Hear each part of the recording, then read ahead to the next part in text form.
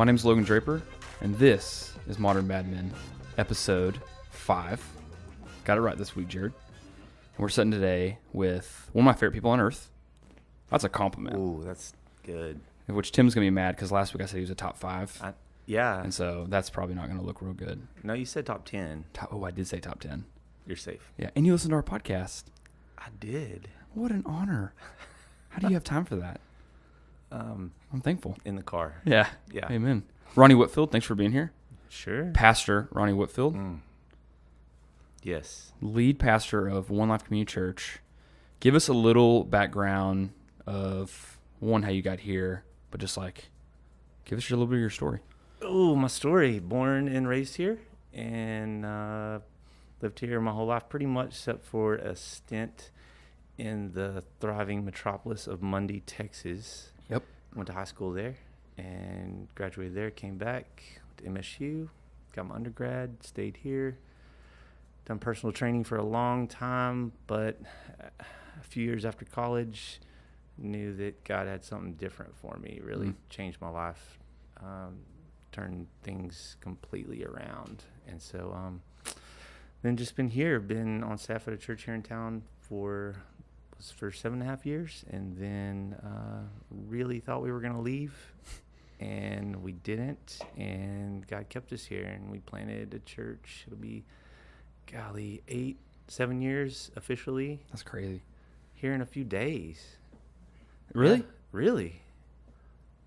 That's Yeah. amazing. September 26th, 2010. That's crazy. Yeah. I met Ronnie. So what was the date y'all started? Officially September 26th, 2010, but we've been meeting for about a year before. Okay. So I joined in that time. Right. I walked into a doctor's office waiting room where One Life was meeting because I was super interested. And I think from that point on, I've been involved. Oh, yeah, for sure. From then on, I just knew the guy in the tank top that walked in, I wanted him on my team. Yeah. So. And then your amazing wife banned me from wearing those. Yeah, quickly. Yeah. But it was cool. It was cool. I still may wear one coming up. That was back when you were doing Let Us Pray. Yeah. Why even? Jared, you were in it too, so. Shout out to a great nonprofit that did not succeed. That's how I knew that you were going to be awesome, though, by the way. Because you were just an entrepreneur. Like, you were like, I'm going to make change happen. Yeah. I'm going to do this. I'm 19. Start a nonprofit. I did get it started. You did. That's an entrepreneur. Yeah. I didn't keep it going. Well, I also made T-shirts that said "Pray for your enemies" I and remember had that. a top 10 terrorist on them. Yes, you did. And then he got drone killed 3 weeks after I printed them, Yes. which is a nightmare. But the premise was there. You could probably get some money for those on eBay. I probably should because I have 3 boxes in my garage of "Pray for your enemy" shirts. Work. Yeah, that's good. So you got started in your house. Started in my house, went to the pediatrician's office, met in the waiting room there for about 7 months. Which was awesome. Put kids in the exam rooms. I think that was about the time that my wife was like, this is not working, and we maybe shouldn't be married either because this is not working, because she was with the kids a lot then. And then we moved on from there, went to an Episcopalian church here in town, met in their fellowship hall for a while, and that's where we actually officially launched the church.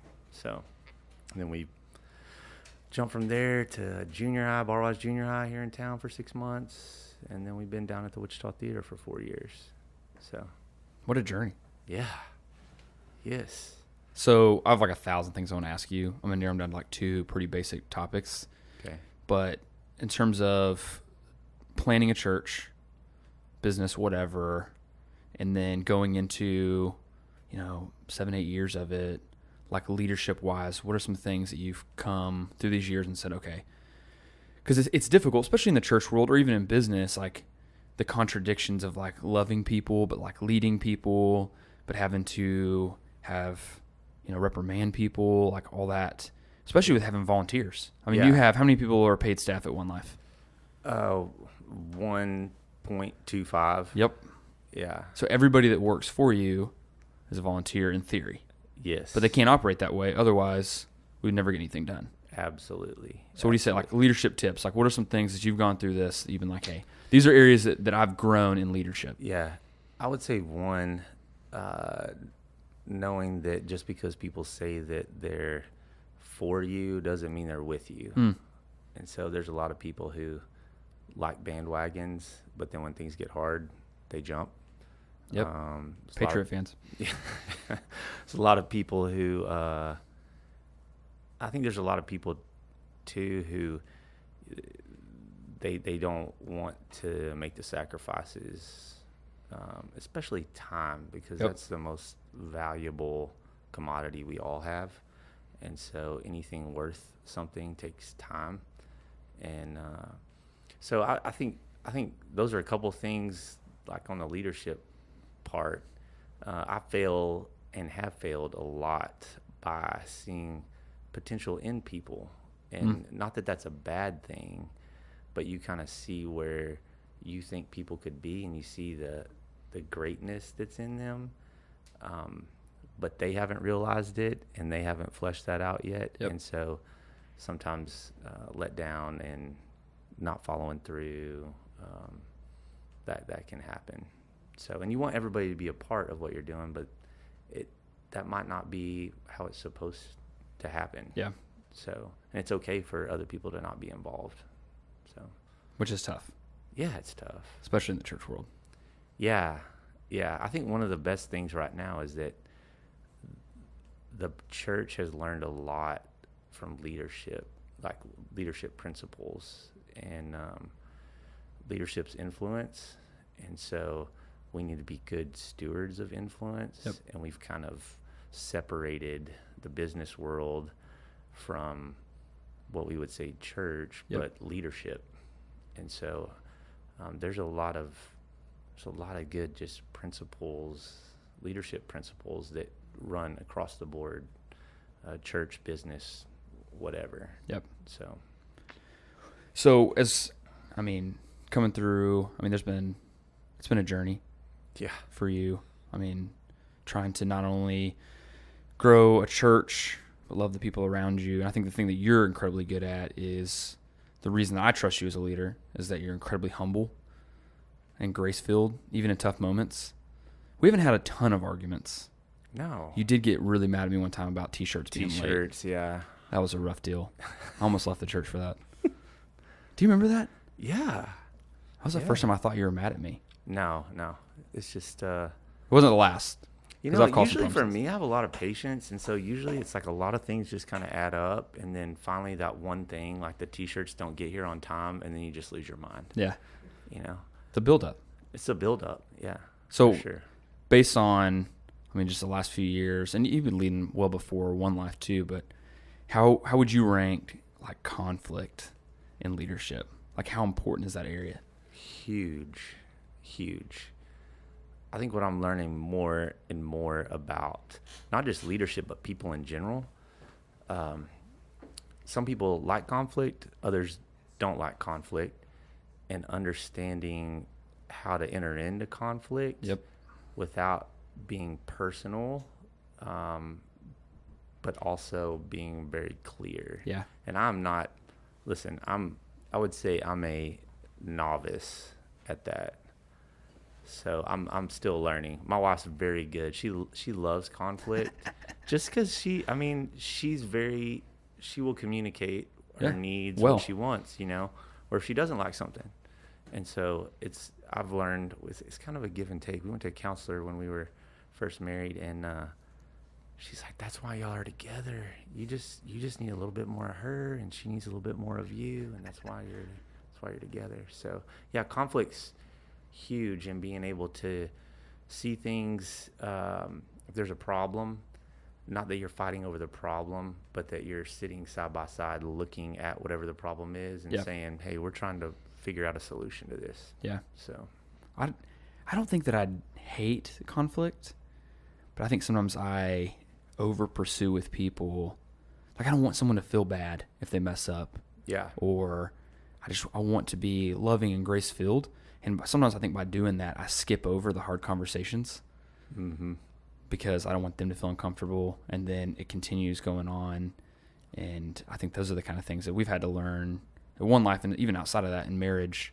Yeah. Like, it's a lot better to have a conversation now than to allow that to build. And then all of a sudden you're getting mad about T-shirts. Oh, yeah. Which you really weren't mad about the T-shirts. No, I really wasn't. I hope not. If you are, this is a great time to address it. Man, I have a short memory. It's bad. It's like Ashley and I can talk about something, and we might get in an argument, and like the next day I'm like, what? I don't even remember that. Like, what are we talking? You know, like, that's a great thing. It's gone. Yeah. I have not been that way all the time in my marriage. I like to bring stuff up. I'm working on that. I mean, I still do at times. Yeah. So I think conflict too, and I want you to speak into this a little bit. Conflict really holds a lot of weight, and I think is being able to reconcile and work through to grow really can happen better when there's trust. Yeah. I think building that trust has been something that's been good in leadership. Trust takes time, and but within trust, there has to be truth. And I think that's the part where either you'll shy on one side or the other, where you're just one who just likes to tell people the truth, and you don't really love people, you know. And then you have people who they really love people well, but they don't want to tell them the truth. Yep. And so they don't want to hurt their feelings. But it's really not loving them if you don't tell them the truth. So I think that's the balance, and everybody has their perspective. And I think in that also self-awareness is huge. Like being able to look at yourself and know where you're off, but then also have people around you who will tell you that, which can lead to conflict, but it's good. It's like a doom loop. Yes. Which can be good. Yeah. Or bad. And I think that's one of the blessings for where I sit, is being on the Onelife side. Mm-hmm. You know, I have you and Josh and people that are immediately around me to speak, and then at DesignWorks, which overlaps as well with Aaron and Jared, like having people to like, hey, so I hear what you're saying, but you're an idiot and you shouldn't do that, or those kind of things. But I think that's built with trust, and I don't think trust happens in a time period. As we hire people, that's a big thing for us early, is to try to build trust, because we don't want to worry about if somebody needs to miss work for something, or, you know, they're in a bind financially. We've had people come through that have actually had needs outside of work, and those are important to us. Right. But it makes those hard conversations where it's like, hey, we really like you as a person, but your performance isn't well. Mm-hmm. Here's some stuff to work on. And usually if somebody, and this is an area I think you're stellar at, if someone's not teachable, then conflict and truth kind of are pointless if someone's not willing to receive, process, and then implement. Oh yeah. It's that Patrick Lencioni, 5 Dysfunctions of a Team. Mm-hmm. Like you have to have that trust, you know. You can't go anywhere if there's not trust, and then in that, you know, accountability yep. for performance, you have to have that. Yep. So, I know one of the things that we talk all the time about, that I think it's just so a big thing for us is we don't want to sell services. Like we're not looking to like find different things to sell, or we just look at human behavior. How do people operate? Where are they? You know, I was at a baseball game this year, and I was just there. I saw all those signs in the outfield that people spent all this money on. Right. And everybody in the crowd is on their phones. And so someone spent money to target a generic audience and hope that somebody looked up, saw, then picked up her phone, made a phone call, versus just taking 1/4 that budget, putting it into a Facebook ad, feeding it not to the whole crowd, but to one person, the person they want to talk to. So human behavior, like how people operate time. We just came out of a series, 3 miles per hour. But like, as we've gone through this the last like 10 years, like what are some of the things you've seen like in how we operate differently now than even we did 5-6 years ago? I think everything's faster. So much faster. And so much I'm reading a book right now, and it talks about, it's called Deep Work, and he just talks about the difference between deep work and shallow work, and how deep work takes longer periods of time. It challenges you cognitively, and you also, that's where you get the most creative, the biggest contribution. Shallow work's just things that we do that are somewhat mindless, could be automated. Yep. And how in our time now, I mean, so much of our time is distracted. And so I think just looking at behavior wise, we're way distracted. There's stuff going on all the time. Yep. I mean, be honest in the room right now. How many of you text on your phone while you're driving? Anybody? Look at your phone. New iOS update. You can stop phone. it. Yeah, you can stop it. Yeah. Or just look at your I haven't phone. installed that yet. Look at your phone. Yep. You know, it happens. And so that wasn't even a issue years ago. And so even in homes, like in our house, we very rarely have the TV on. One, who wants to watch TV anyway? We don't have cable, because a lot of that is just mindless. You know, you're just checking out. Yeah. So I think the distraction part, I think too, people taking time to just stop, like you were saying, like that 3 miles per hour, which is the speed of walking.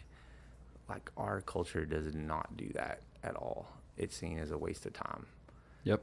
And yep. So what's interesting for me is like looking down the road, what's going to happen? I mean, everything now is caffeinated, go, faster, bigger, better. The pendulum's going to swing at some point. And I think the people who are going to help people the most are those people that are leading people into that of solitude, time alone, reflection, because people deeply need that. Yep. But we're just so distracted and going that we don't think about it until we just crash and burn. Yeah. You know? So in a culture that's just chaotic, I mean, I feel like that whole time you were just talking about me. I wake up in the morning, try to get as many sparks in as I can before 9, and then, I mean, it's just go. Yeah. And really to even stop throughout the day just feels like a waste of time. Right. Because for me, most of my rest comes at night with sports or Netflix. And so in a culture that's just chaotic, distracted, how do you stand out? I think consistency and like presence. And I think that's probably the biggest challenge even for me in leadership. Like I'm not going to know everyone at our church. Yeah. And that's hard for me because I want to know their story. I want to know what they've been through. I want to know where they are, their hurts, their desires, but I know I can't do that with everyone. And so just basic leadership says you have to do that with a few people who will then do that with others. And I think for us, the way to stand out is that investment in people, time with people, intentional time, being fully present. Yep. I think that's the way you stand out. Yeah. Now. Any prediction on the next 5 years, just in general with people? Like you can go church world, you can go just people. Like human behavior, how people operate, what people are thinking about. Like, how's this going to change? Are people going to stop wanting to come in the doors of an actual physical church gathering? Are they going to be more podcast heavy? No, I think more people will desire that. I think you just have to look at the whole big picture. Like, one, economically, I don't know that we can continue. Like, there'll be another fallout. Yeah. And I mean, really, when you think about it, whether it's self-help or people just trying to make it be known, get their name out there, I think that the big thing we're in like a really, I don't want to say, but economically, this is the place to, like, America, everybody wants to be here from all over. They all want to come here because they want to make a living. One, they want to work to make a living, but economically, like, man, we have so much. And so I don't know how long we can sustain there. So if everything that we're trying to achieve kind of falls out from underneath us, then what do we have left? Yeah. And so, like, I don't know. Like, looking in the next 5 years, I'm hoping that there's more of an emphasis on relationships, like real, present, physically present relationships with families, parents. This is kind of fresh on my mind with where we are as a church right now, but I mean, you look at the difference between people who are Christians and the world, and there's not a lot of glaring differences. Just when it comes to marriages, when it comes to what we do with our time, what we do with our money, like, it doesn't look any different than anyone else. And so my hope is that there'll be things will start leaning in a direction where we start to see that people really do matter. Yeah. So. Yeah, I think that's something too for us, that as a company, as DesignWorks, we obviously care a lot about the people internally. It's been a huge point of emphasis for us. We also really, really care about our clients. When somebody walks in here and sees a group of people, obviously we have people that are from 60 down, but a group of young people, and they're like, yeah, we're going to give you guys $80,000 this year to spend. There's like an anxiety for us a little bit. Right. Like, hey, like, you feed your family with this money. Like, this is important. So, we care about the people around us. But I think even further for us is we've looked at just like the consumer, like, how do we operate better and provide value to the people that may never give us anything? Right. So I think the more you expect from people, so if it's always got to be a two-way, I think that you're always waiting for someone else to provide back before you move. And that beauty of just being willing to say, listen, we're going to give everything. We're going to provide value. We're going to have integrity, authenticity, no matter what, has been a huge point. For me, it's been a game changer getting to walk in to a doctor's office at 19. I think one of the first people I heard in there said it cussed. It's like somebody, I'll leave nameless, but they know exactly who they are. That just happened one time? No, that was in the first 30 right. seconds. Yeah. And at that point, I was like, yep, these are my people. This is real. But from that moment, getting to just spend time, like, being not only under leadership, but you've done a great job of allowing me to lead in times that you probably shouldn't have. Just in terms of, if you wanted to have a scale of, is this person qualified? A lot of times I wouldn't have met the stuff. But even at 23 or 24, you gave me the mic and allowed me to start teaching. Right. And so I think the value of trusting people before they trust themselves. Oh, yeah. And allowing them the opportunity to fail forward. For sure. Has been a game changer. For sure. And so I feel like, I'm going to take a shot here. Go for it. I feel like you have like a word of wisdom for us today. It's like anything, it can be anything. You've been in the zone today. I just feel like there's something, like everybody in the room, Caitlin's in here, Taylor's in here, Jared and Aaron. Just give us a word of wisdom. I think, I'm learning a lot more about like human behavior and like what people are wanting and needing and like core issues. So when you get underneath, for most people, you can narrow down some things to fear, guilt, anger, and then when you start to unpack that, all we ever see in people is the surface. Yep. And so until you spend time to try to understand what's underneath that, those emotions are underneath that, and finding how people operate, why they do what they do, why they say what they say. There's deeper things underneath there. For all of it, every male is a fear of failure. Am I going to be good enough? Every female, there is, am I worth someone loving me? Yep. And so along the way in life, man, life just beats us down. And so we get a lot of things that chip away at us, and we forget. Now, this is a fine line. Here you go. This is good. Because I was even thinking about this morning, just spending some time on the porch. And for those of you that aren't followers of Jesus, you're just going to get to hear this anyway. Got him. When Jesus said, I'm the vine, you're the branches. Remain in me, my word, and I remain in you. And then he says, apart from me, you can do nothing. And I think what we don't realize, those who are followers of Jesus, is the greatness that's in us because of him, that it's him. And we have to be very careful and not confusing his greatness with us and our performance and what we can do. And that it makes it about us. Yep. I think there's a lot of people in the world that it's about human greatness and all of that, and the potential that lies within every single person. Absolutely. But God's the one that put that there. Yep. And so, I don't know, wrestling through that with people and always coming back to that.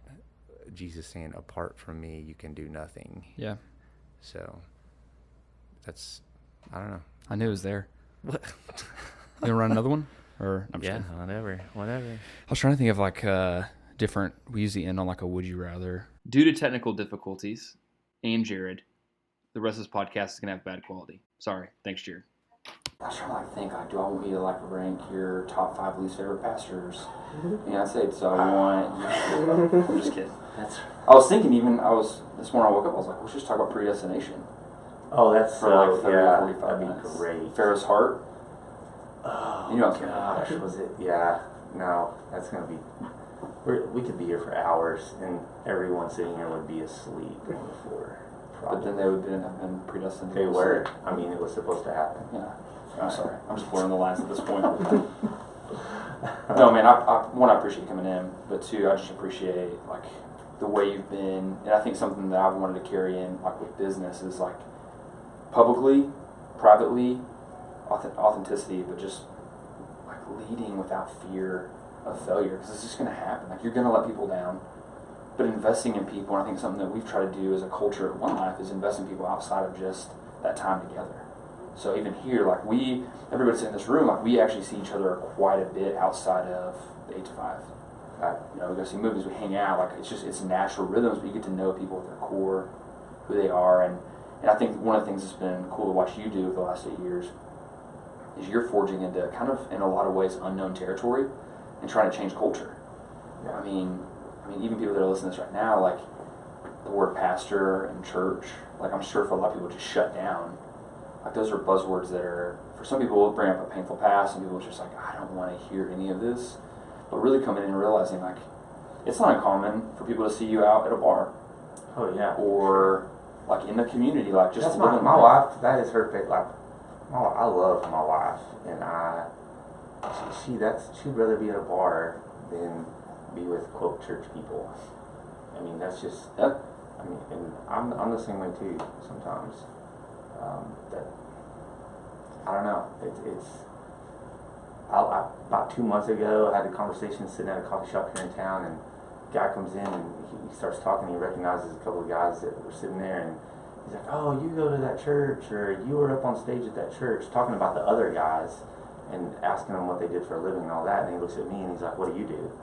And had no idea that I was involved with the church. And I was like, that is a win, like huge. Yeah. It's not about me. So, yeah. I got a question for you. Okay. Oh, this is a test. Hopefully it's by Netflix. Last Chance U. Great show. Great show.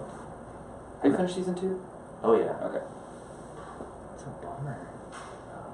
So sad. Anyway, okay, here's a question. If there was, let's narrow this down to like 3 things. Mm-hmm. If there were 3 things that I have impressed upon you over the years, what would they be? Whew. And I'm looking for an answer in particular. Good things? Just the importance of, related to life success in life. Yeah. Man, that's a tough one. So I think it's hard to narrow them down. You know, I think the number one thing that's been crucial from what I've learned from you is just being somebody that's had a lot of access to your life is just I'm going to put two words in one, which is probably cheating, but like the transparency and authenticity. Like, I've always felt like my life and the value that I provide to people is what I do in my performance, but just being willing to like not be okay, to show up and be transparent, to win with humility, which I'm not good at, and then Conor McGregor. I missed the last podcast, but I will not miss any more Conor McGregor. But like also the humility of it's okay to fail. And so that authenticity and transparency has been huge. I think that leading people, what I've learned from you in terms of just like people first, not the task. Because it's easy to believe that, but when you get into the moment, it's easy to start to judge people based on their performance, even though we weren't judged on ours. Right. And so you get into it. Are you preaching right now? I'm working on Okay. it. I haven't wrote my sermon for next week, so I'm just like working through it right now. This is how I get my notes. But just like looking at someone and seeing their value before what they do, and then being willing to go the extra step to help them and process how to get better. How do you get better at your job? How do you get better at loving your wife? And all those things. Like those are the things that I don't like conflict a ton. And I think it's more for the other person. It's not so much for me. Like I'm just like, I don't want them to feel uncomfortable. Like, how do I word this that they still feel loved or whatever? But being able to love the person over the task, and then also drive them to grow. Right. And my third one, man, and this it just hit me, Spirit. I think it's fun. Yeah. Like we're in careers. Life is difficult already. Being married is difficult. We both are married to women that are strong and powerful, and so, which is awesome. Yeah. It would sometimes be easier if I could just be like, hey, and she just like agreed with everything. It'd be no fun. No. Yeah, it wouldn't be any fun. And so I think being in the chaos of working 60 hours a week and investing in people, but like being willing to just stop and celebrate and have fun, and that's I think the culture that you've created, because church people are boring most of the time. And if you're offended by that, it's because you're incredibly boring. Yeah. And so being willing to say, hey, listen, we're going to just party and celebrate. That's something our community has done really well. Like we just make things up to celebrate. Right. Life's already difficult. And so celebrating life and death and the resurrection. I feel like I had to say that. It was like the church coming out. It was my third bullet point. Yeah. So yeah, I mean, I think those are the things. Like your life has been so accessible that I've gotten to see you in your marriage, with your kids, and your job succeed and fail. And I've looked at you no different in either side. So why do other people have to look at me different? Right. And I'm going to add a bonus one in. We talk about this all the time, contradictions. Like really caring about the people around us, while at the same time not giving a rip what people say about you. Right. Like loving people with no expectation, but when someone's mad for no reason or causing conflict, just being willing to say, like, I'm not going to allow this to rob joy. Yeah. And just move forward. Yeah. And so, conflict. It all comes back to conflict. You think so? Yeah. I mean, to some degree, I mean, I want to avoid it a lot. But now I'm in a season 2 where, like, I enjoy it more than I should. So now I feel like I'm walking into it, like, looking for it. It's that proverb, fear of man proves to be a snare. Yeah. Can't let that. But then when you start to love it, it's kind of a problem. It's like I'm on the goal line, conflict's about to go down. It's a goal line, I'm the fullback, they're about to hand me the ball, and I'm about to crush it through. When you come in with that mentality, man, like I'm just going to run people over. Yeah. Man, it's probably not so good. You just got to be able to find the balance. Yeah. Which I already figured it out, but most people are probably still working through that. So, hey, I forgive you for lighting a ping pong ball on fire in my house. And almost catching my house on fire. A couple things about that. I wanted you to know about that. I was only holding the ping pong ball. Oh, okay. It was lit on fire by someone else. Oh, we won't mention names. Stormy. And okay, yeah. And then I stepped away, and the reason I was stepping away from it was not for injury. I wasn't afraid. I was trying to capture the moment on my phone.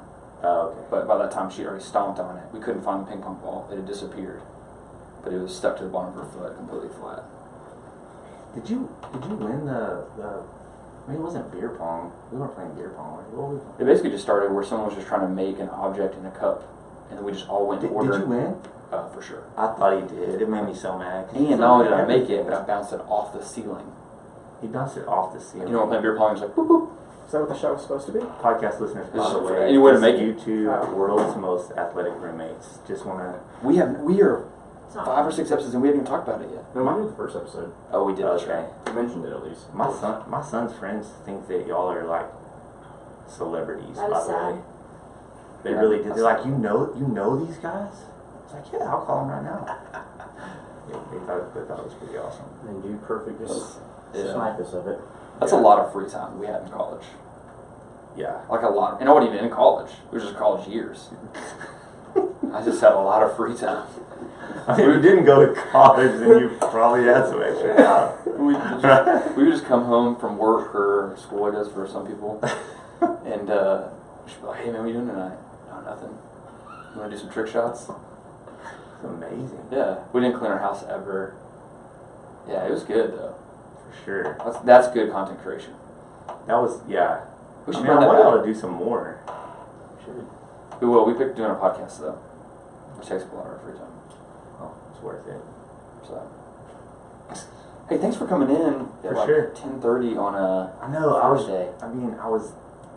like I told you before, I was kind of upset just when I rethought my schedule. And I was like, man, they always offer guys whiskey. Which, not saying you didn't offer me that, but at 10:30 in the morning, that would have been weird. I'm glad we addressed it though, because I feel like most people are like, "Oh, the pastor's here," and so they just hide the whiskey. No. That's not true.